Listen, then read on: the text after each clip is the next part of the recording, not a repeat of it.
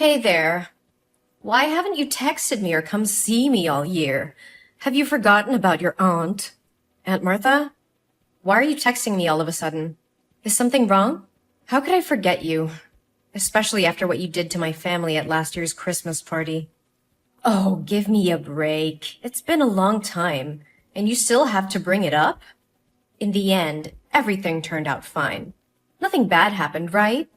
If, according to you, fine means letting your dog poop on my bed, body shaming my daughter's appearance so much that she ran up to her room on Christmas Eve, having your niece break my precious dinner set, thinking it was normal when your husband sneaked into a neighbor's house to get their gifts, and then the police showed up and arrested him on Christmas morning, and my husband had to bail him out of the station. Then sure, everything was fine and normal. Not a big deal at all. You are so petty. It's been a year. Look, it wasn't my fault. You didn't close the door of your room so my dog could get in. Besides, it's just an animal. You shouldn't hold a grudge about it forever. And I just want the best for your daughter. Isn't my method very effective? Look at you. Wasn't it? Thanks to my advice, you changed yourself from being a fat and acne-prone girl to being a beautiful and eligible lady. Oh no. Not again. Why do you keep bringing this up? You shouldn't have put out those expensive dishes to show off to my family. My grandson is just a 5-year-old kid. He was just playing around and accidentally pulled down the tablecloth. He's at the age of discovery. He can't help it, right? And my husband was just drunk and went to the wrong house.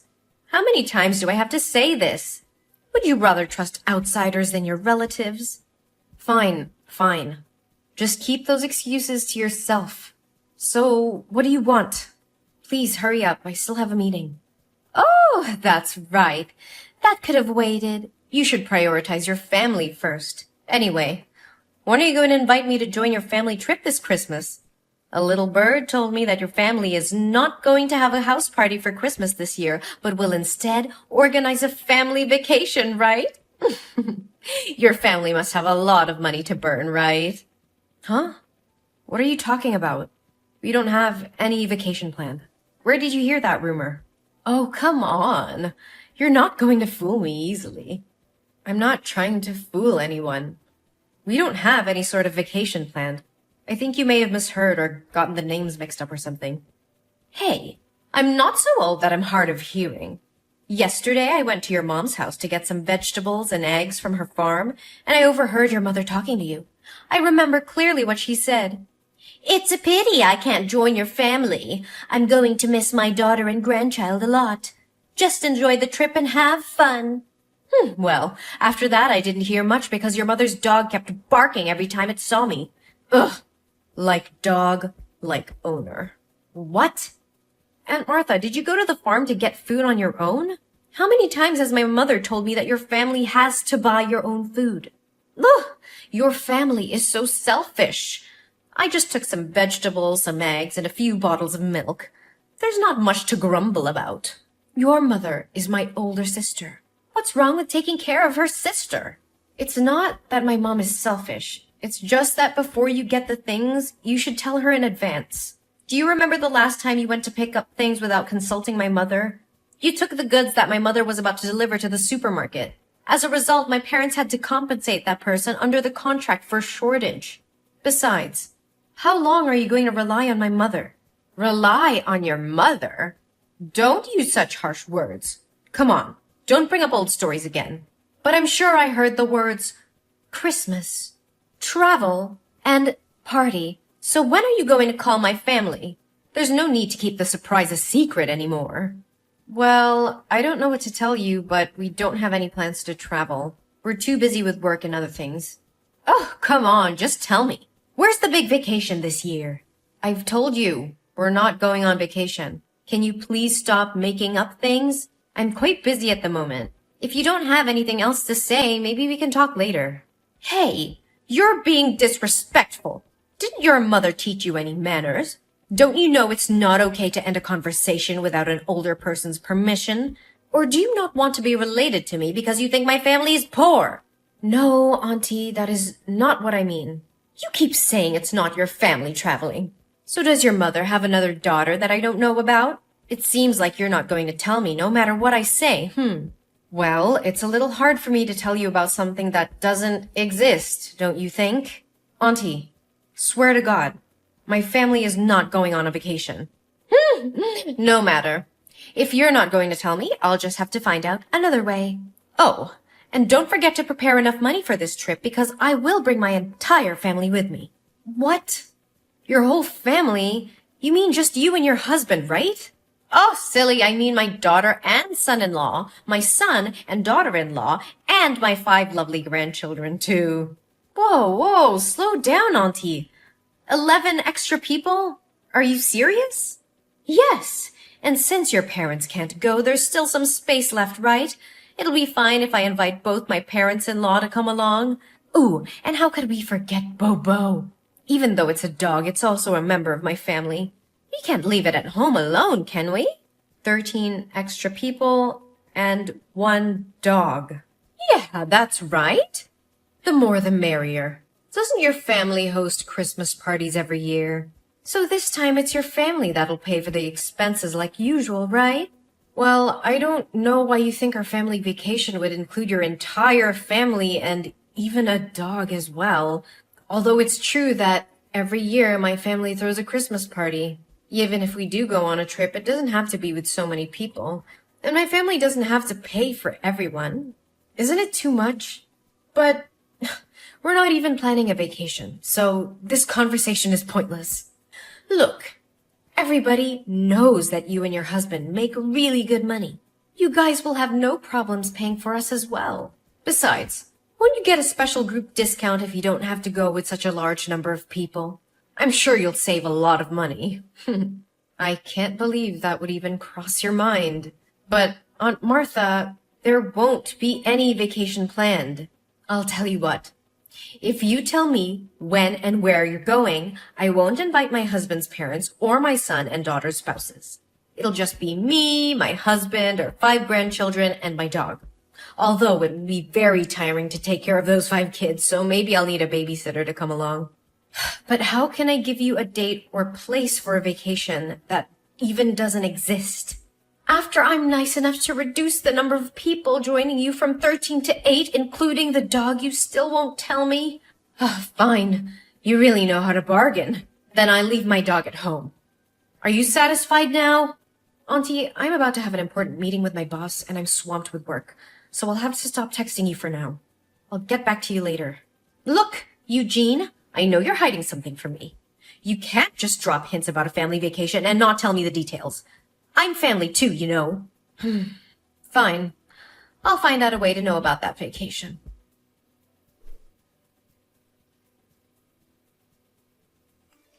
Hey, Eugene! Where's your family? We're standing right in front of NASA. When will your family come here? We've been waiting for 2 hours. NASA? Wait, your entire family is in Texas now? Why did you go to Texas? And what does it have to do with my family and NASA? Oh, come on. You know what I'm talking about. I found out information about the tourist destination your family is visiting and the date and time of the flight.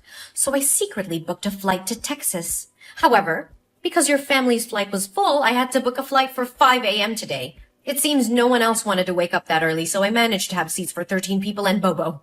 Oh, did I mention that my family almost missed the flight because we overslept? You should be grateful that I sacrificed my sleep to join your family vacation.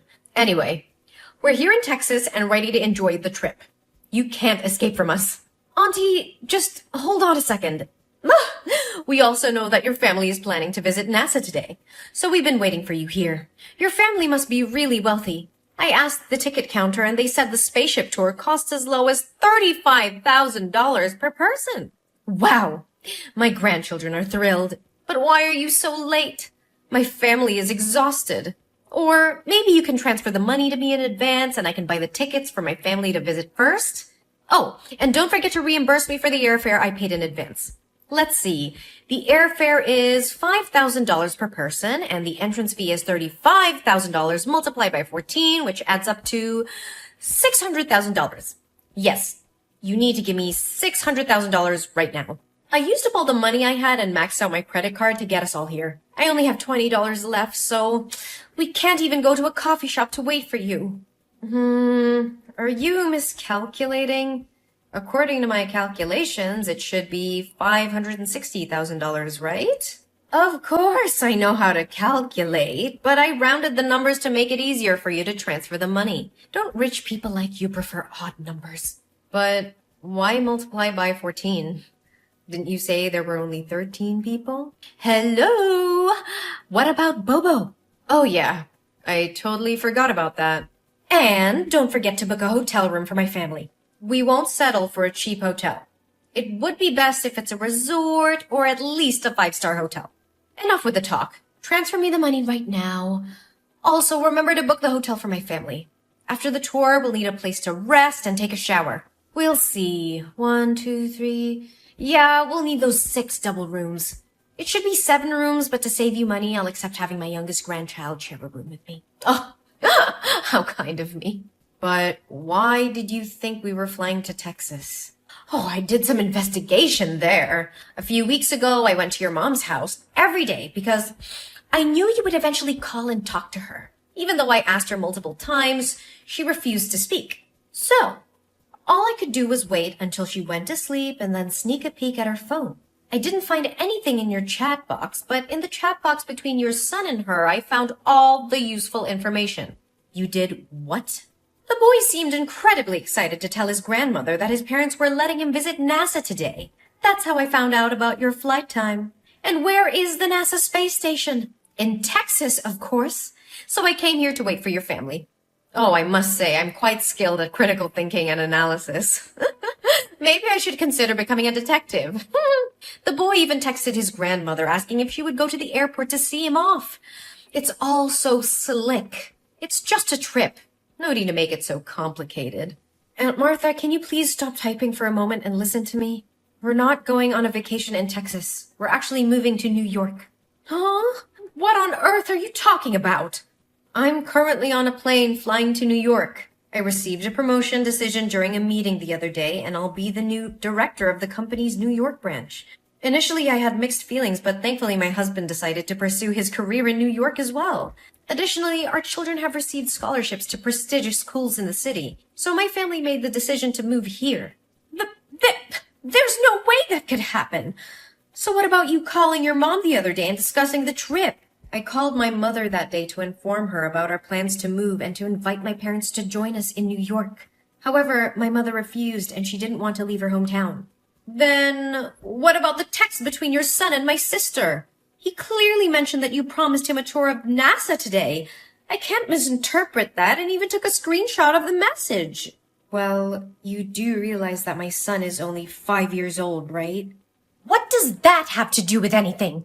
Was this all some elaborate plan to deceive me? No, you misunderstood. I understand which trip you're referring to. Our family often engages in a weekend activity called Imagination Adventure, where we explore different places and have imaginary experiences. Today, according to our schedule, we're going on an adventure to NASA and we'll be battling aliens. Last week, we explored the pyramids and fought mummies for treasure. It's all part of the fun. Aliens? Mummies? What on earth are you talking about? Are you kidding me? Auntie, as you mentioned before, this is the age of discovery and creativity. So our family created a game called Imagination Adventure to foster family bonding and stimulate the creativity of our young children. Have you seen the animated movie, The Boss Baby? Hey, I'm not here to listen to you ramble about pointless cartoons. Explain to me what's really going on here. Here's what happened. My son texted my mom to share about our weekend's imagination adventure, and this time the theme was NASA and aliens. But you misunderstood it and thought we were actually going to visit NASA. What? I can't believe this.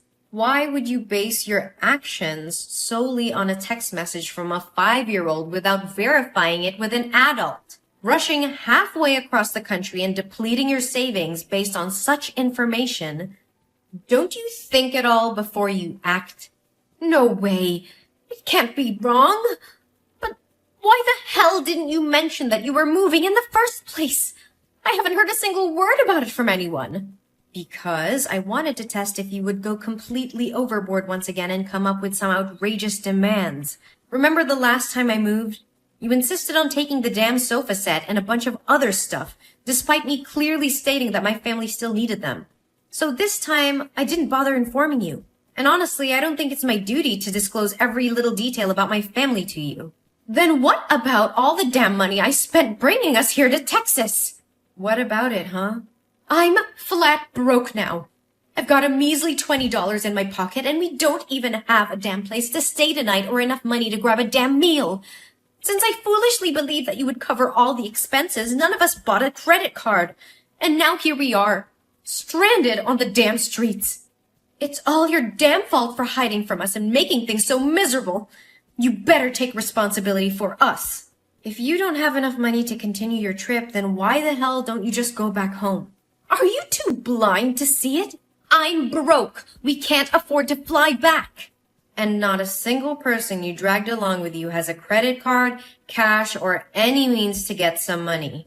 Hey, don't assume that everyone is as damn wealthy as you. When I invited them to come, I explicitly said that all the expenses would be covered by you. If I asked them to pay now, I'd lose all damn dignity. You better damn well do something for us. We're family, damn it. You can't just abandon us like this. Are you seriously this delusional? Of course I am. We're completely and utterly damn broke. No, what I mean is, are you seriously expecting my family to go on a vacation and foot the bill for everything for you and your guests just because you're my aunt? Isn't that damn obvious? That's what family is supposed to do. When I'm in trouble, you're damn well obligated to help my family, right?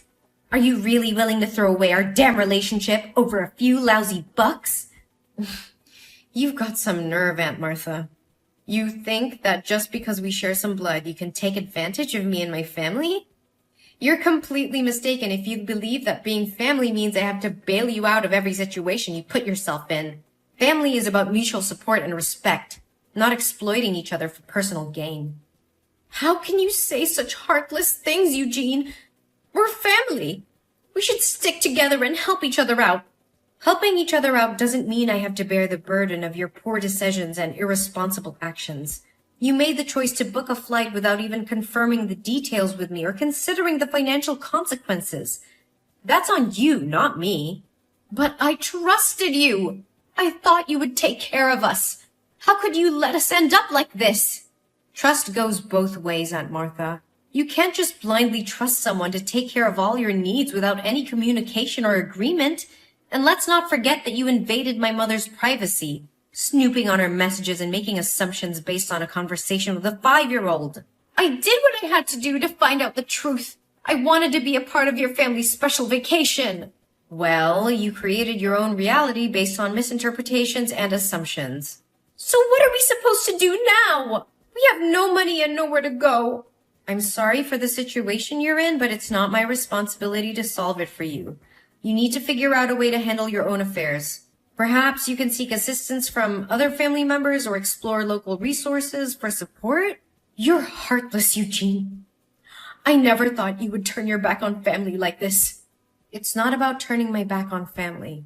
It's about setting boundaries and not enabling irresponsible behavior. I love my family and I'll be there for them when it truly matters, but I won't allow myself to be taken advantage of. I can't believe this is how you treat your own aunt. This is how I expect to be treated as well, with respect and consideration. Family should support each other, but it doesn't mean sacrificing everything for the sake of one person's impulsive decisions. I hope you can understand that. Well, congratulations, Eugene. You've succeeded in pushing away your own family. I hope you're proud of yourself. Don't worry. We'll remember this when you're in need someday. Don't expect any support from us. I won't, Aunt Martha. Goodbye.